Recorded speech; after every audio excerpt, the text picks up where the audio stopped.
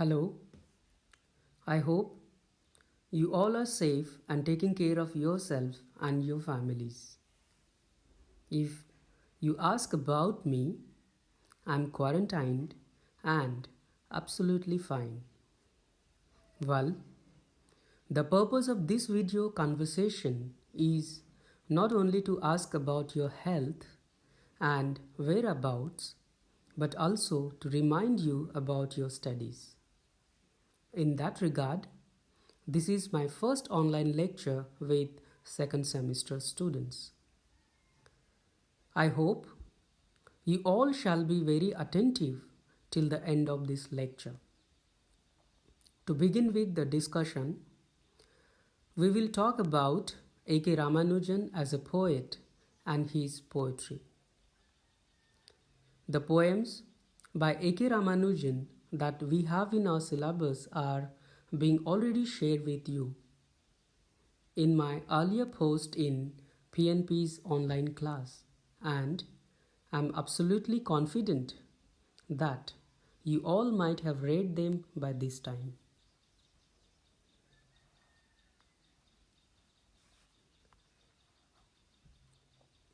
In this lecture, my focus will particularly be on introducing the poet A.K. Ramanujan.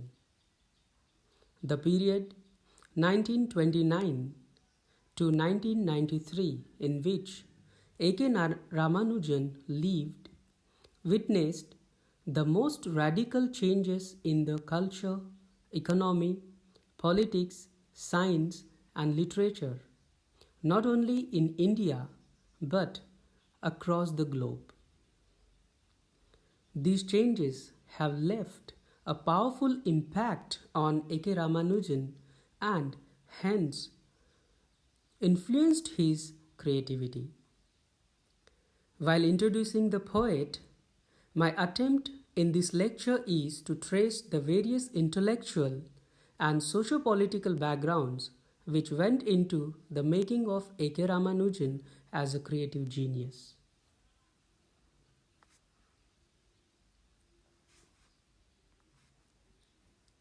A.K. Ramanujan was born into a well-to-do family in Mysore. Today's Mysore in Karnataka was the princely state of Mysore at the time of his birth on March 16, 1929. His father, Krishnaswamy, was a professor of mathematics in University of Mysore.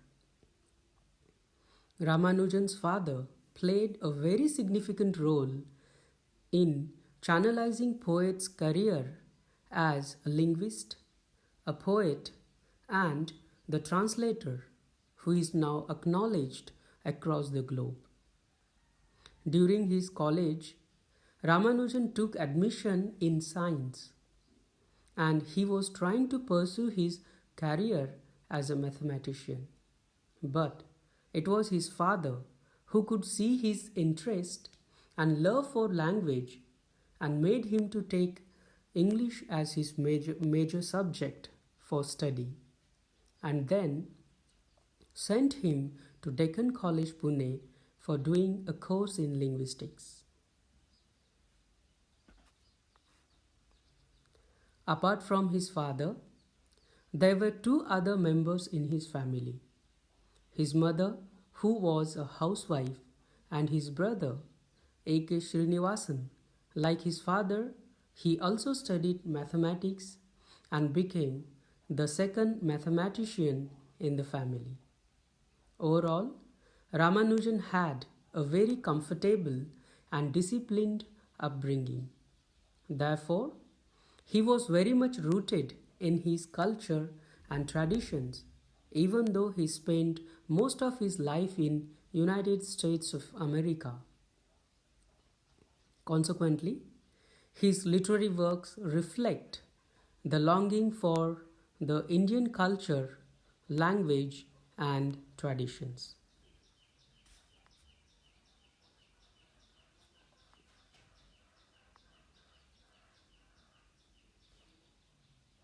Along with the healthy and supportive life background, Ramanujan also had a good schooling.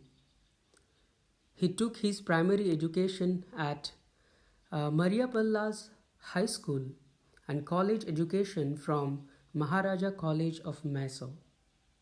From there, he went to Deccan College, Pune to take a course in linguistics.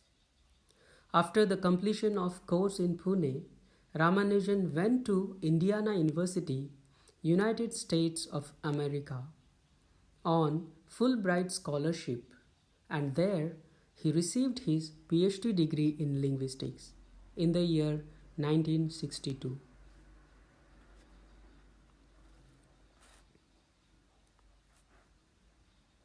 Ramanujan entered in academia while taking his education.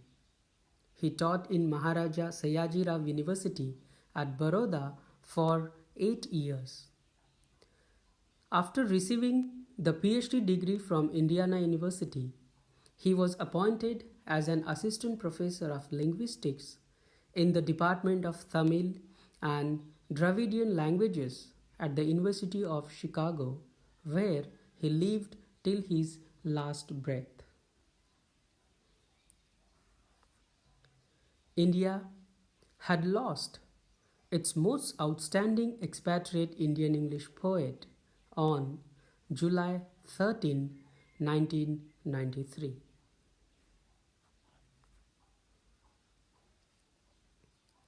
If you look into his literary works, A. K. Ramanujan published 4 volumes of his poetry. The first in the line is The Striders, published in 1966. The poems in this collection exhibit his poetic genius remarkably. His favorite themes include Indian men and women and their manners, family, relatives, life, love, death, and cultural harmony. Though his production is not that huge, it has given him recognition as a poetic talent who could interpret the soul of India to the Western world. His greatness as a poet lies in his ability to poetically fuse the experiences of the outer world with the responses of the inner world. They also reveal his deep obsession with the Indian ethos, psyche, and its pure spirit. The name to this collection of poetry was given based on one of the most impactful poems entitled The Striders. This is prescribed in our syllabus, and we shall discuss that in detail in the lecture followed by this one.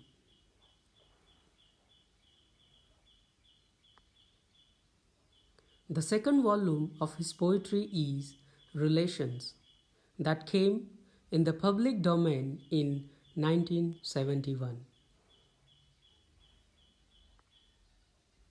The most influential collection of his poetry is published in his third volume entitled The Second Sight, which handed over to the readers in the year 1986. The poems which include this volume are generally about Ramanujan's existence and experiences in America, the country he chose to live in away from his motherland. Although the poems are about his life in America, they continue to reflect the influence of Indian culture, language, and literary traditions on his perceptions of the world. The volume is also remarkable for poet's formalist poetics and sensitively detached attitude towards life. At times, poet is quite analytical, detached, and coolly dispassionate in his observation of the world around him. This detachment inherent in Ramanujan's creativity results in clinical observations of absolute objectivity. The last volume of poems entitled The Black Hen, published in 1995 posthumously. He derives strength to his poetry from going back to his roots. Every poem indicates that he always goes back to his childhood memories and experiences of life in India. Most of his poems have their origin in the collected personal emotions. Hence, family becomes the still center of his poetry.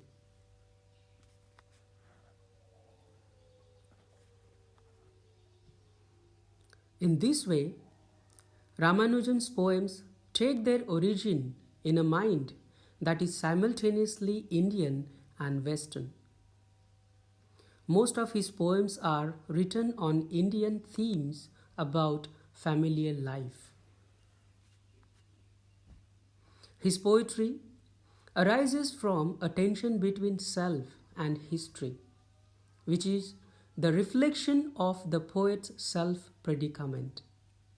The need for relating oneself to history through traditions stands face to face with the contemporary milieu whose main modes, the continuity of tradition, myth, literature, and family, are largely sterile.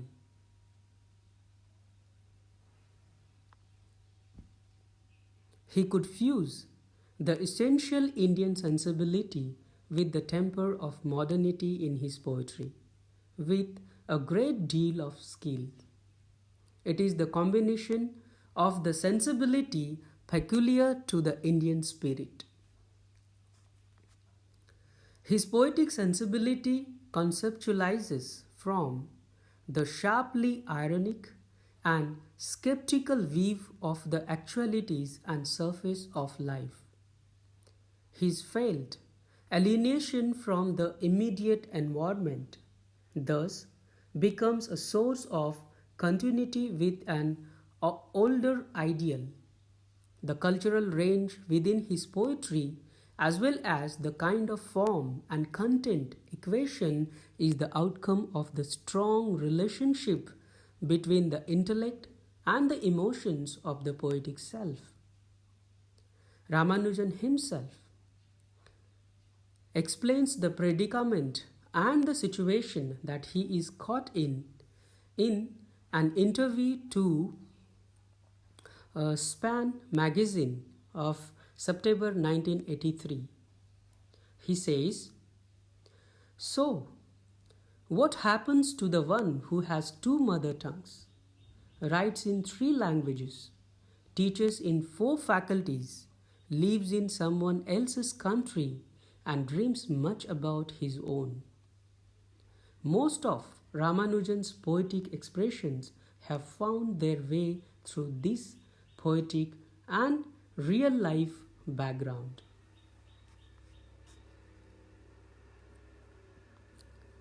The language he uses is, though simple in its expressions, is intensely imaginative. He says, "I want my poems ultimately to sound as though I spoke them. Everybody uses language, yet when I use it, I must use it in such a way that it says something new, innocent."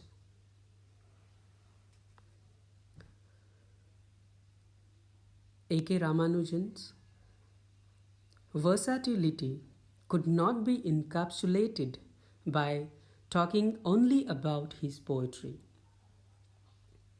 He is a linguist in a real sense. At the very early stage of his career, he mastered more than four major Indian languages.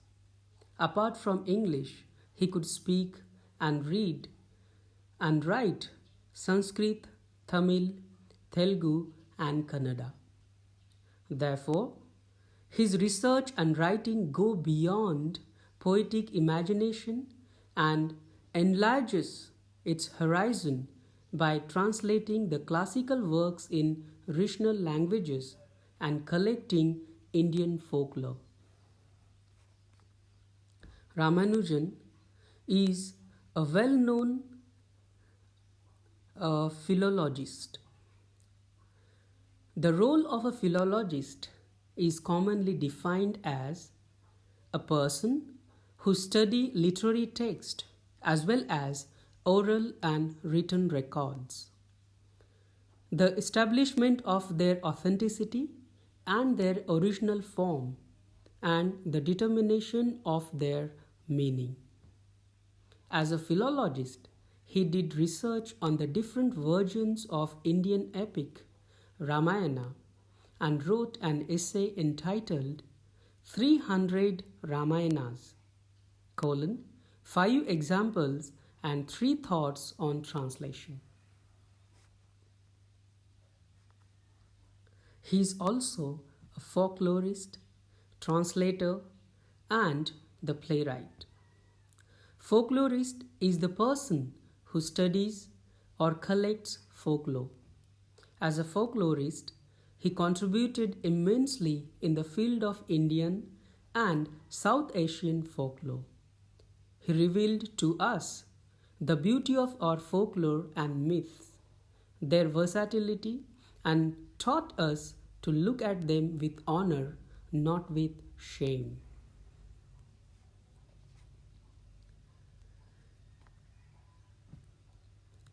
Indian folk tales. Traditions are the richest in the world, he said as he translated the Kannada folk tales into English. And brought out the elegance of the Tamil Sangam poetry to the notice of the world.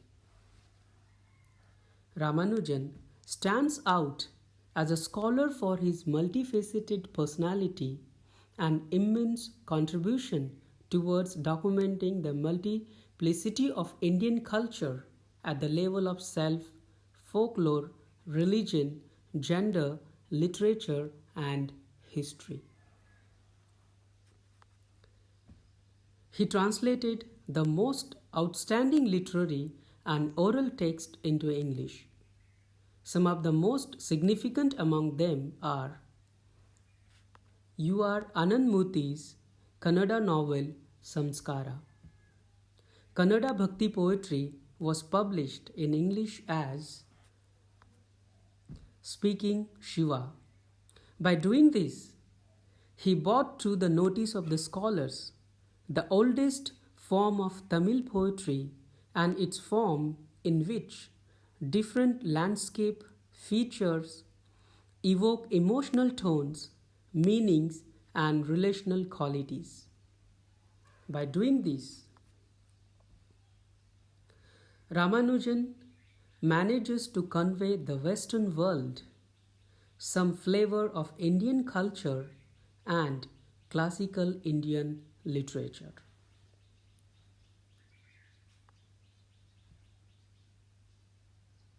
To conclude, let's highlight the most significant aspects of Ramanujan's biography. Ramanujan was a poet, philologist, folklorist, translator, and a linguist, and his contribution to the world of letters is immense and noteworthy. For his contribution to the world of letters and outstanding work, Government of India honored him with Padma Shri Award in 1976. Among his multifaceted personality, he stands high as a poet, and remembered for his enigmatic poetic creation.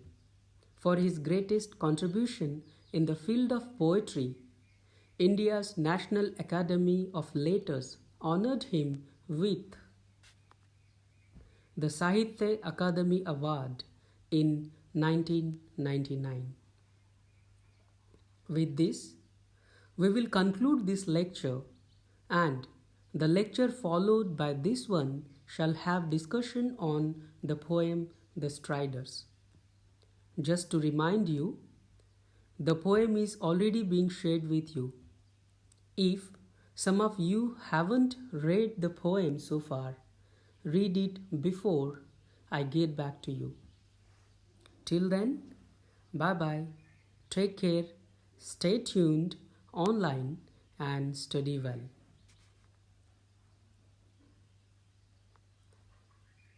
Thank you.